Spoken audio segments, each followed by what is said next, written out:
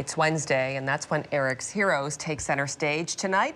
A deeper look at that rescue so many of us saw on Mount Baker. It is such an amazing tale. 2 lives were brought together by random chance that day, and because of it, both of them are forever changed. Francis and Ian are my heroes. Ian Steger works in real estate in beautiful Bellingham.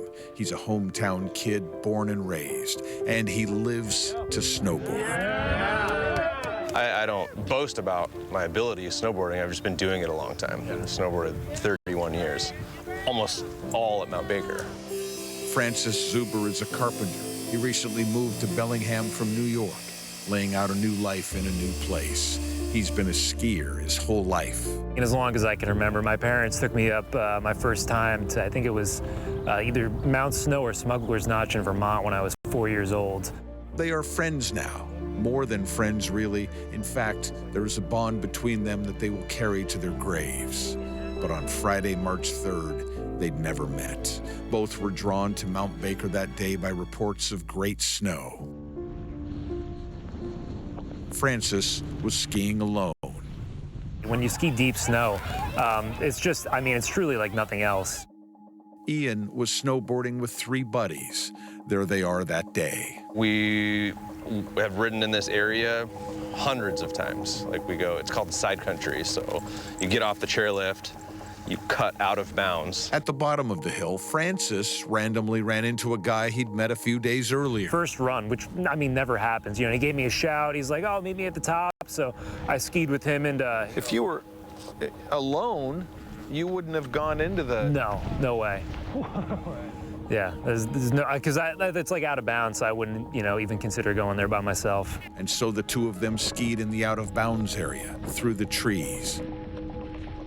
Ian was having what he called an epic run. I went through these really tight trees, and as I went through, I was going so fast that I wanted to make a turn to slow down. As soon as I made that turn, everything collapsed behind me. And because all of my weight was on my back foot turning, I fell backwards into it. It was pitch black. It didn't matter if my eyes were open or if my eyes were closed, same amount of darkness. Initially, I thought, okay, I'm stuck. I can't get myself out, but my partners are right behind me. So I just have to wait, stay calm, and they'll dig me out. And then I heard on my radio, they were asking where I was and if I was okay. And at that point, I knew that I was in trouble because they don't know where I am, and they were likely below me. So that's when the thought process kind of changed into panic mode and survival mode. I was trying to wiggle myself free, do anything I could to try to get myself loose, but I was just sinking deeper, and the snow was just like encasing itself tighter around me. At that point, I was like, I can't believe that this is happening and that I'm gonna die down here on my own mountain. So. You started to think you were gonna die. Oh yeah, I was convinced, 100%. Yeah, I didn't think that I was gonna live.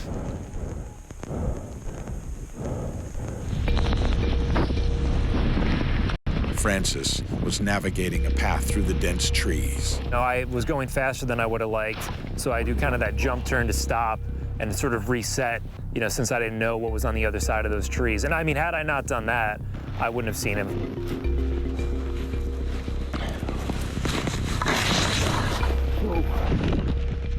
Oh, you all right? There's sort of that shock that initially happens, and then that realization, like, I have to do something about this right now. Like, there's no one else here. You know, I don't know how long he's been in there for, but what I do know is that in 15 minutes, if you're underneath the snow, you'll suffocate. He tried sidestepping to the snowboard, but it wasn't working, so he took off his skis. So that was the scariest part, was climbing up to him. 6 feet down, Ian heard nothing, could move nothing. Buried alive, all he could do was think about his fiancée, Jordan, and contemplate dying. There was sadness there. It was more acceptance that that was how my life was gonna end. And I was kind of okay with it, you know. If I am gonna die, I wanna die, not necessarily in that situation, but doing something that I love. Come on. Just kind of like crawling through the snow, and eventually I sort of just like more or less push it out of my way. I was kind of just wondering how long it was going to take to die. Because I was close enough to him at that point that I was able to just grab onto his board. Hold on, I'm coming. I was like, that can't be happening. There's no way that there's someone there. And then I felt him firmly, you can see in the video, he like firmly grabs it to leverage himself to get to me, and I felt that. Francis dug down with his hands, deeper and deeper, gasping as if he were digging to save his own life. You all right? Can you hear me? 6 feet down, there were goggles. You okay? You all right? Okay, you're good. You're good, I got you. You okay? Can you breathe? Oh, yeah. Okay. All right. We're both gonna catch our breath for a sec. I'm gonna help dig you out, okay? Thank you. Yeah, no problem, man. Okay, you all right? I'm good. Okay. I'm gonna back up for a sec, get my shovel out, okay? Thank you. You're good, man, you're good. He dug with his shovel after that. Take your time, man. Yeah, dude. Yeah, you're good, man. After the video cuts out, I dig him out the rest of the way, and I pull him out of the snow. And then we gave each other a big hug, and I told him, thank you for stopping. I think the first thing he said was, thank you for stopping. I said, you saved a life today. Thank you for saving my life, basically. They met up the other day. Ian told him that he'll be buying the beers forever. They've been up on the mountain too. That won't stop for either one of them. And of course, they both think about March 3rd, 2023. They probably will forever. There's definitely something bigger in the universe, and I guess I was just a tool for it to play its part, essentially, for it to run its course or whatever it was. I question the why a lot, but sometimes the why is too big and there's no answer for that. I just have to be grateful that I did survive and that Francis was there and make the most out of every day that I'm alive after. What if Francis hadn't moved from New York? What if he didn't run into his friend and therefore didn't go into the backcountry?